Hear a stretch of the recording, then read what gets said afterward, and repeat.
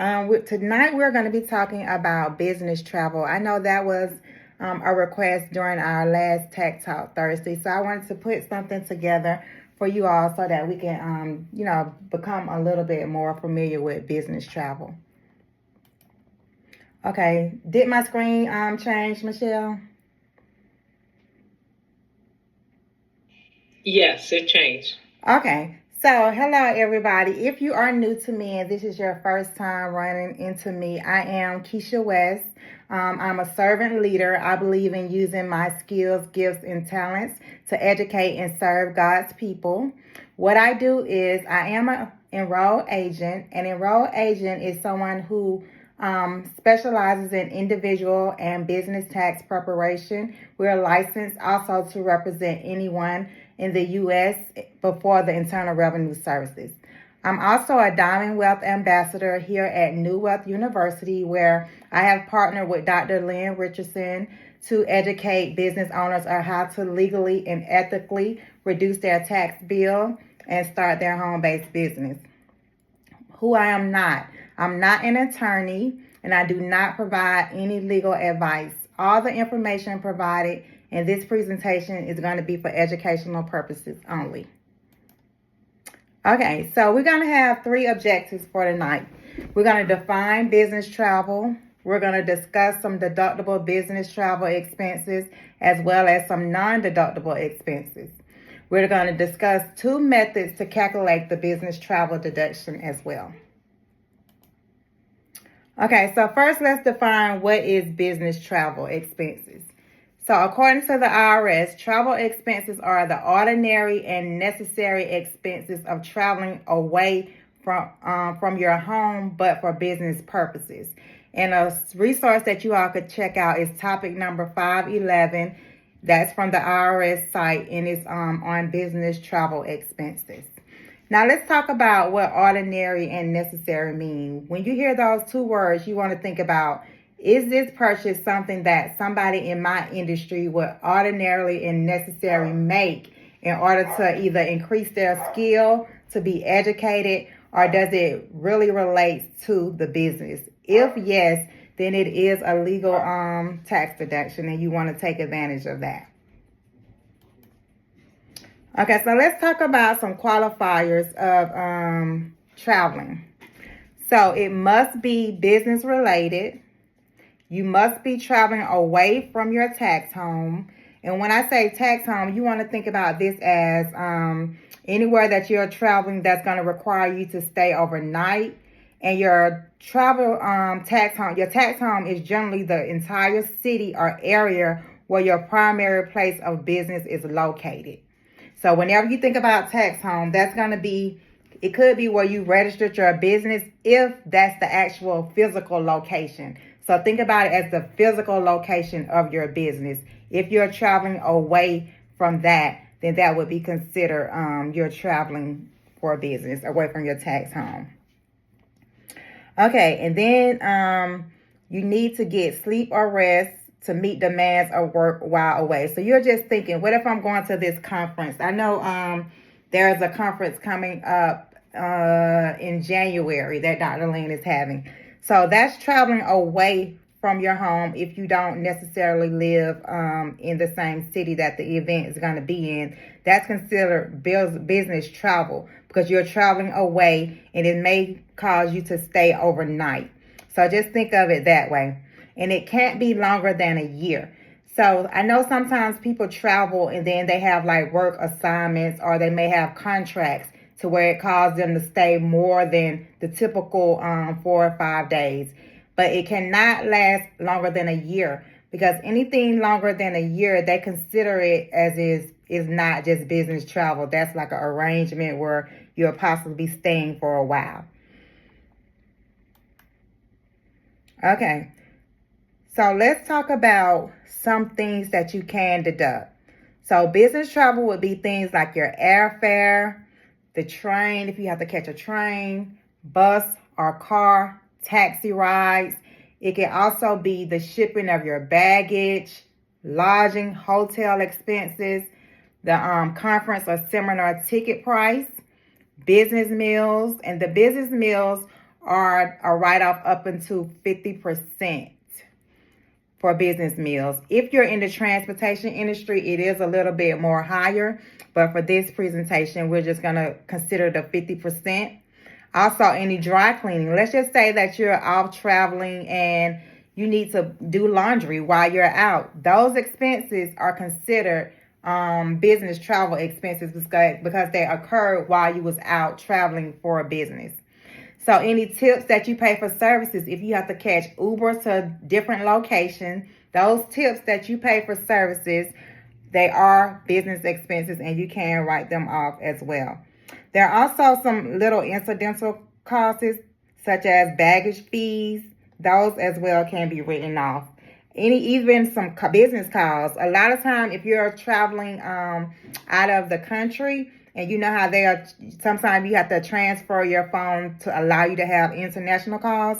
But those business calls, the internet usage, any shipping of materials or anything that's related to the trip, those are expenses that people don't think about, but they are actually business expenses because they occurred while you was doing business and they are in relation to business. Then you can write those off as well. Now let's talk about some non-deductible business expenses. So anything that is personal, the personal portion of the trip, it cannot be written off. Even commuting costs. This is a big one that people have questions about. So the travel between your home and your primary place of business, that travel is considered commuting costs. So you can't write that part off, but anything from the business itself to wherever you got to go to conduct business, those are the travel expenses that can be written off. Any lavish and extravagant expenses that exceeded what is reasonable, those things cannot be written off. And when you think about lavish and extravagant, I know that means different things for different people. Everybody is not in the same, income bracket, and people probably look at things different. So one of the ways that the IRS typically think about lavish is you want to think about things that is reasonable based on your industry, based on the situation at hand. So an example I like to give people is, let's say that you're having a business dinner at a high-end restaurant.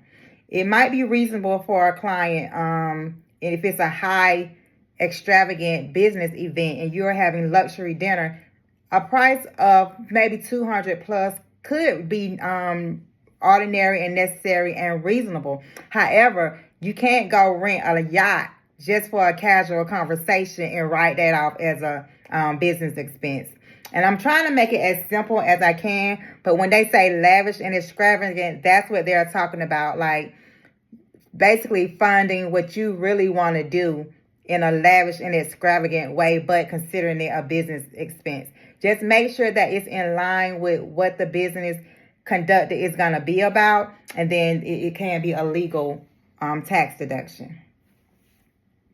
And then any reimbursement costs. I know a lot of times people work on contracts and they have to pay for things out of their pockets, but in the event that whoever you're doing the work for, if they reimburse you all, then that's considered the reimbursement cost and you cannot write it off. You have to, you may have paid for it out of your business account, but you have to let your accountant or tax professional know that you was reimbursed for that cost, because that would be considered double dipping, because the person who paid you back, they're going to write that expense off as well because they refunded you back the money that you paid. Okay, there are two methods that we use to calculate the business use vehicle. And it's called the standard mileage rate is one of them. You're allowed to deduct a set amount per mile for the business miles that you drive. And for 2024, that rate was 67 cents. Then there's a second method. It's called the actual expense method. You can deduct the actual cost of operating your vehicle for things such as gas, oil changes, repairs, any tires that you may purchase for your vehicle, insurance, and even depreciation. So what depreciation is, it allows you to purchase a high value asset. Like, for example, if you purchase let's just say a business vehicle for $100,000.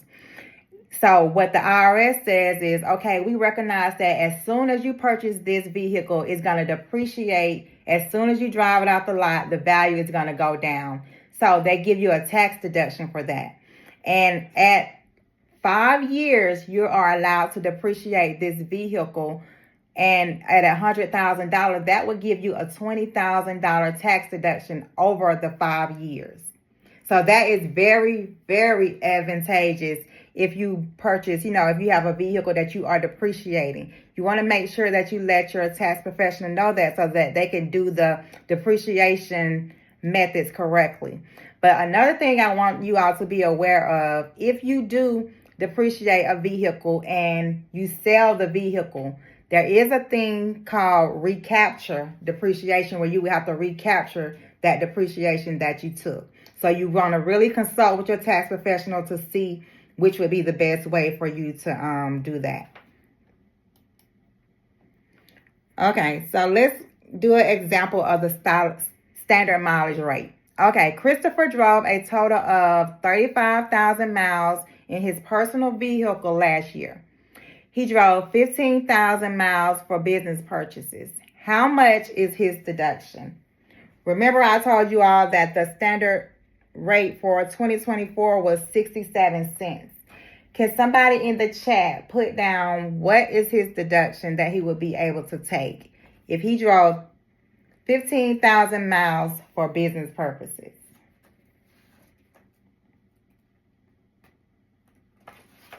I'm looking in the chat. I'm going to wait for you all to put something. See if y'all paying attention.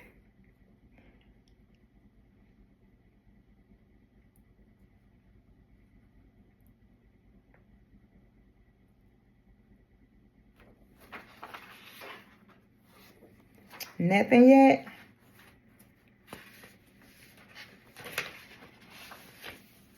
Okay. So, okay, 10,050. That's Vanessa. Okay, Dr. V. So, yes, that is exactly right. He would be able to deduct $10,050 from his income that are either his profits that's left over. He will be able to deduct $10,050. And that is a huge, huge advantage. So I did this example because I want you all to really see why it is a great benefit for you all to track those miles, because this is a lot. 10,000, this could put you in another tax bracket where you're able to, pay the least amount in taxes. So the standard mileage rate is a good way to go, especially if you are driving a lot for business purposes. Okay. I wanted to do a class activity with you all. I want to give you all some scenarios, and I want you all to tell me the answer. Okay, so the first one is Mary is traveling home for the holidays, and she plans to meet a client during her trip. What can Mary deduct? So based on what we just discussed, think about Mary traveling for the holidays, but she do have a plan to meet her client. Let's just say that they're going to dinner. What would be some things that Mary can deduct?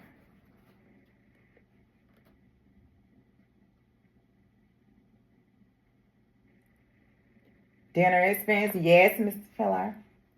Transportation, meal, exactly. So Mary can only deduct those expenses related to the business portion of her trip. This would include the mileage, transportation costs to meet the client, as well as any business-related meals at 50%.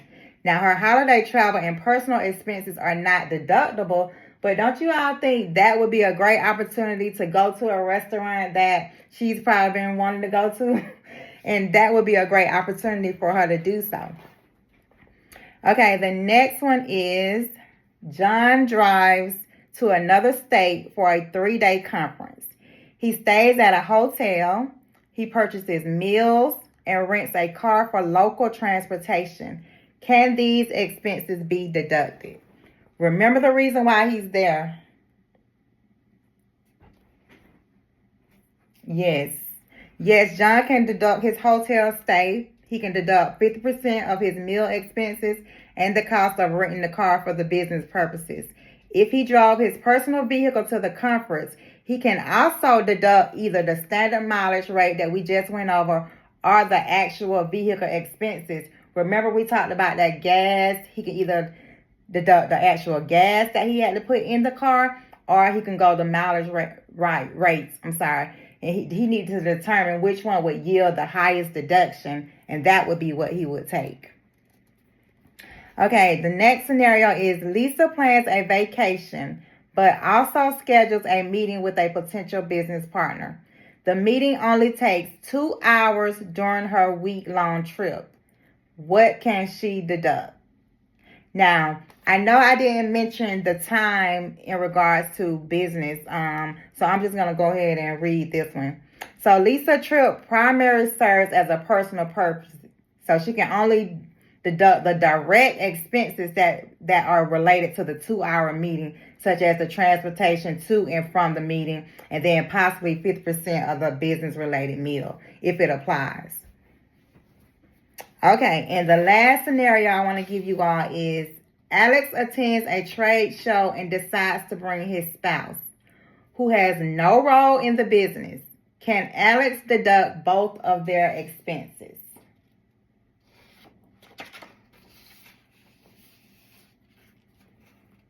No, good. Good, because even though he is the owner of the business, his wife have no connections to the business. So he can deduct his portion of the things, but anything that he paid for her, it cannot be deducted. So we all know the caveat to that is by hiring family members to work for you so that you both can benefit from taking the deduction. And you all, the biggest thing about business travel or anything that you do tax related is making sure that you have great records, because in the event you're audited, we'll always have something to refer back that would show proof that these are legitimate travel expenses. We can show you proof where we conducted business during the time that we took these deductions. That is the most important part, is record keeping. Also, I wanted to go over something. I know someone in the last meeting, they asked about international travel. So I wanted to discuss some things that I was able to find in regards to that. So you have to do allocation of your expenses when you are doing the international travel. The primary purpose, it must be for business, of course. And any personal days that are incidental, you can generally only deduct the travel. You can generally only deduct the travel expenses in full.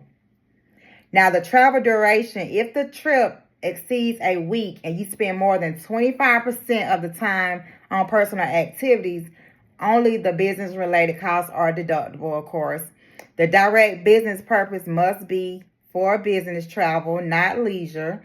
And any stopovers that you have, those cannot be deductible. So let's just say if you had a layover in another city or country and you had some expenses that you occurred while you was over in that layover, those are not related to your business and they will not allow you to deduct those. So you want to make sure you strategically plan you all's trip where you don't have any stops that you have to take that's not in correlation to the business. Anything else? I think that pretty much covered the business travel expenses, y'all. This topic is really not hard or complex. It's just all about knowing what you can deduct and what the rules are so you can make sure that you are in compliance. Did you all have any questions in regards to that?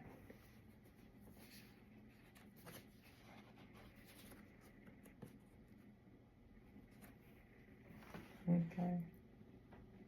Any questions? No. Okay. What about any questions that over anything that we've discussed on any of our tax talks, if you all was? Okay, Lucretia says she has a couple of questions. Yes. Yeah, she has questions. Okay, Lucretia.